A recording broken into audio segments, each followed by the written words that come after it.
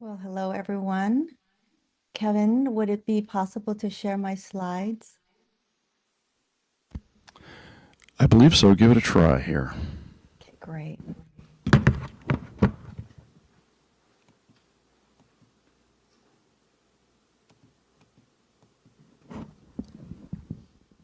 We're not seeing them on this end.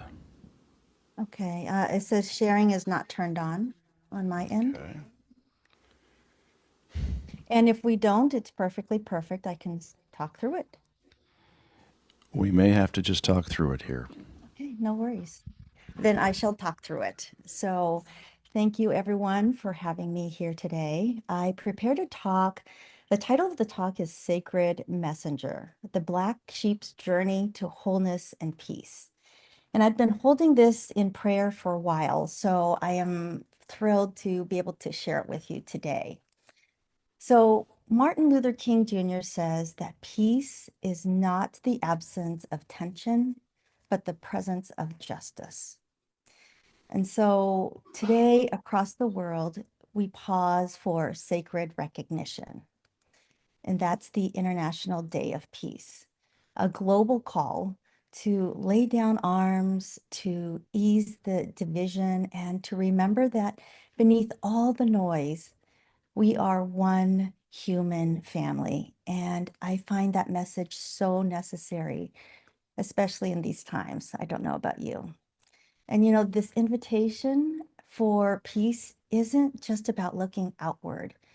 True peace, the kind that heals families, that ends wars, and that changes lives, really begins within, within you, within me, within every sacred soul who dares to remember who we truly are.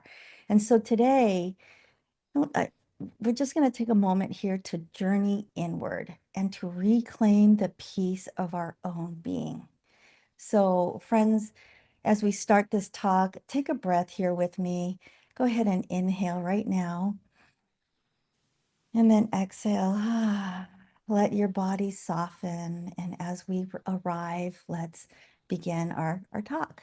So, my work as a minister and a spiritual mentor has been about walking beside people who are in pain, not necessarily because they're violent or divisive, but because they've been somewhat disconnected from their own soul.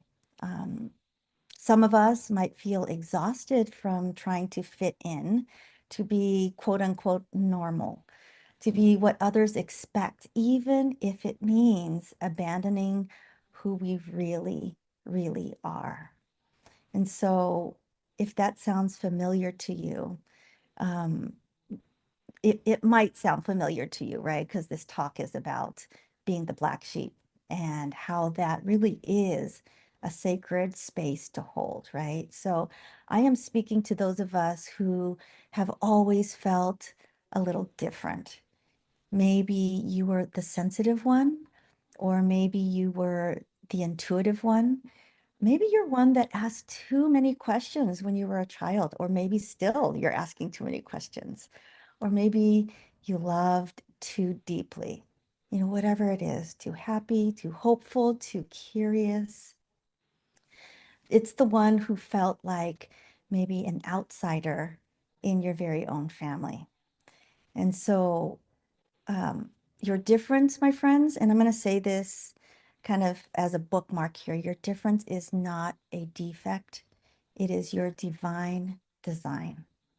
So if you're feeling different in some way or another, and you don't feel like you quite fit in, or like, from your family of upbringing, um, you are the sacred black sheep and you're in good company, and you didn't come to conform.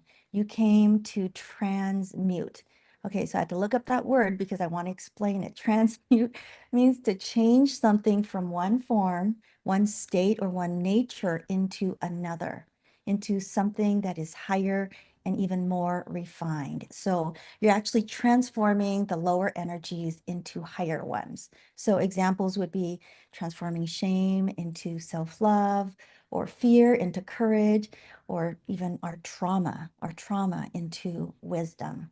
So it's not about erasing or bypassing, not at all. You know, this is the hard stuff in life, right? But it's about alchemizing it, bringing it together, including and transcending all of that, taking what was felt as like very heavy or painful and turning it into light, into power, and more importantly and more appropriately for today, into peace. And so it is to heal your lineage, it is to break patterns, it is to begin again. That's what it means to be the black sheep, right? So when we betray ourselves in order to keep the peace, my friends, what we're doing is really silencing our soul. And that silence is not peace. That silence, I might say, is inner warfare.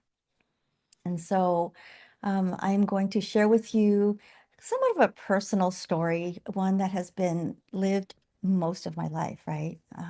One that shaped not just how I see myself, but how I choose to show up, even when it's not comfortable. And so some of us may know I am the baby of 8 children, 7 girls, 1 boy, and then there was me, baby. I was born nearly a decade after the rest of the children, and in a different time, in a different season. So I was born in Vietnam, and I was 5 years old when we fled the war and came to America as refugees in 1979. Now, my older sisters were already teenagers when we arrived, 16, 17, 18, and so forth. And they were learning to drive while I was learning to tie my shoes. And I didn't grow up with them so much as underneath them. I was, the kind of the child that kind of ran after the big kids, right? We went to different schools. There was a different culture, a different mother, even. Not that, the birth mother is different, but because my mom had me in her late 30s, and I got the gentler, older version of her that my siblings didn't. So I always felt like I lived in a parallel universe to theirs. I was the odd one out. So some of us may remember the sitcom The Munsters back in, I don't know, I think I watched it when I was a child, black and white, The Munsters. And I grew up like Maryland most of the time, right? That the quote normal one who was seen as strange just for being who she was. I grew up as the black sheep in my family, not quite fitting the family mold. I thought differently, I felt differently, and no matter how much I tried to color inside the lines, I kept reaching for the edges. And here's what I want to share with you. For years, I kept quiet. I kept my strange ideas to myself because, the Chinese culture, you gotta be quiet and like respect the elders and don't talk back and on and on and on, right? I hid my curiosity behind politeness. Um, I tried to squelch my spice, tone it down, fit in, be quiet, be bland. And why? Why? Because I didn't feel safe being me. And after all, think about it, the trauma of running from war lives in my blood. So it just didn't feel safe for me to do that, especially when the adults around me did not condone being yourself. So staying invisible was how my people survived. So, survival, friends, what I realized is that it's not the same as living. And then one day I decided I'm not here to be quiet. I am not here to be beige. I'm here to color outside the box, even when my voice trembles, even when my body fears. And let me tell you, it was really uncomfortable. And through the years, I got comfortable being in the discomfort of it all. And I did it anyway. And that's when I realized that, hey, guess what, Ev? I am the descendant of a long line of black sheep. There must have been others in my lineage who dreamed in colors, who spoke truths before their time, who stirred the pot so others could one day drink the medicine. And I carry them in me. And now I live for more than just myself. I live to honor that sacred rebellion that just stirs within. Now, if this is touching a chord with you, you know exactly what I'm talking about, right? So as I age, um, I realize that as I'm aging, I am not becoming tamer. I am realizing just how spicy I really am. And it's funny because I'm sitting in Thailand right now. I love the spice because without it, I would never have become the woman here today before you. And so that's a little bit of sharing about my story. And now I'm going to ask you, where in your life have you felt like the black sheep? Maybe it was your family of origin, your school, your religion of upbringing, your friend circle. Maybe you had kept your ideas small just to stay safe. But what if your uniqueness was never a flaw, but that it was an invitation? What if your spicy, wild, wildly quirky, strange, weirdo you self is exactly what's needed to liberate not only your life, but your lineage, to free your ancestors? So here's the question. Where have you felt out of place? Now think about this, wherever you felt out of place in the past. How has that very difference been a blessing? What sacred change has moved through you because you didn't blend in? What progress has unfolded, not in spite of your difference, but because of it? Because of it. So, my friends, your difference is your power. This is your medicine. That is your Marilyn moment. And today, I invite you to celebrate it, to see it, to bring it out of the shadow, to embrace it, to love it, to integrate it, to transmute it, and just be it, because you are the only special you in the whole span of time, universe, place, dimension. And so the moment becomes sacred, my friends, when you realize that you are never, never broken.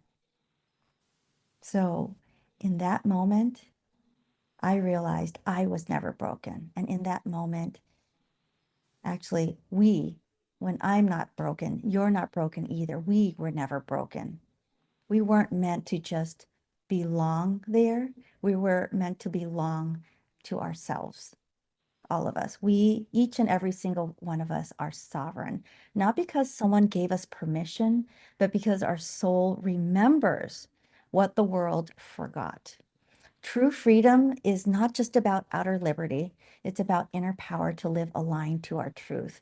And that kind of freedom comes with a sacred weight. It's a holy, holy responsibility to bear the sacred path of the black sheep. We must choose our voice when silence feels safer. We must remember our worth when the world forgets, when they paint over our rainbow, right? Yep, it's uncomfortable. And especially when trauma taught us to stay small. But discomfort is not a stop sign. Discomfort is not a stop sign. It is the birthing ground of our becoming. And we're not just the black sheep, friends. We're the pattern breakers. We're the soul liberators. Every time we choose truth, we light the path for others who come after us. This is what it means to be sovereign, to lead with soul, and to be free together.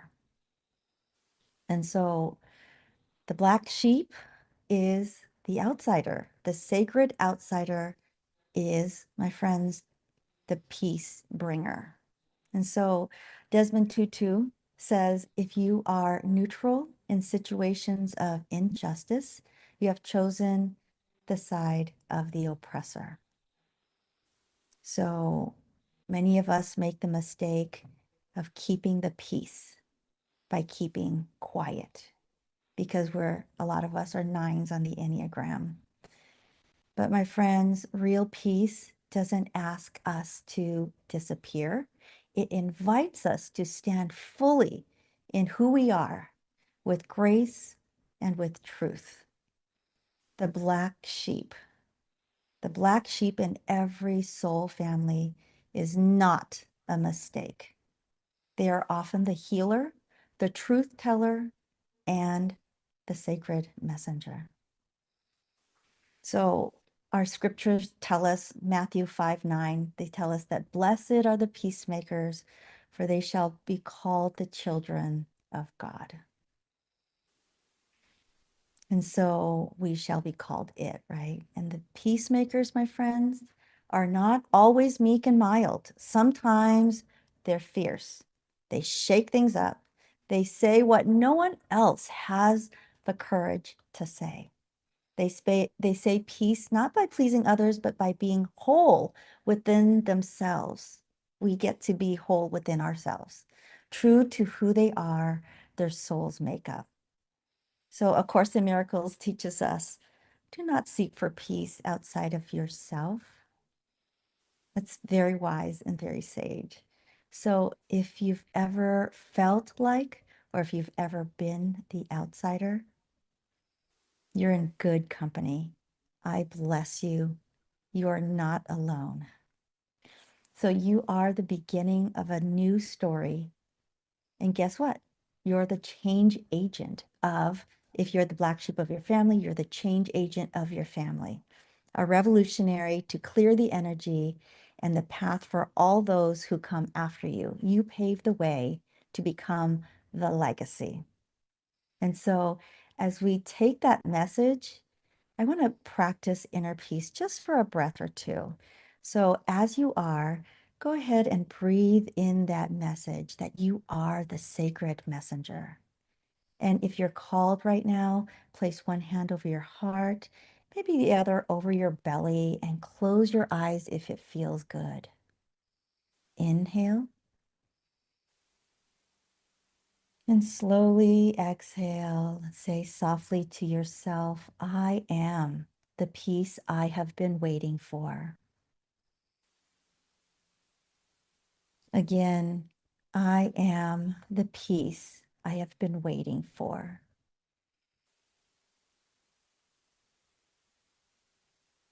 Now ask yourself gently, what part of me have I rejected in order to be accepted?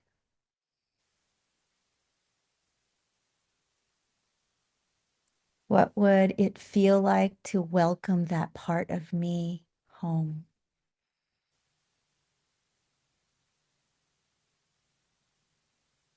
My friends, you don't need to fix it all today. We just get to begin with sacred awareness because that is where peace begins. You were born with wings. Why prefer to crawl through life? Is one of my favorite quotes from Rumi. So here's what I want you to leave with, dear one. The peace you long to see in the world, the vision of unity, harmony, and healing, it isn't just a dream. It is your birthright, and it starts with how you treat yourself. We sing it at every service. Let there be peace on earth, and let it begin with me. So let us become keepers of that inner flame. Let us become peace embodied. And let us forgive ourselves and reclaim that the sacred parts that we silence. So let us come home, and to the black sheep, to the sacred black sheep among us, may you rise in your full power. May you walk this earth as the truth of who you are. May your peace ripple outward, healing the world one breath at a time. Take one final breath here together, my friends. And bow gently to yourself and know that you are not alone.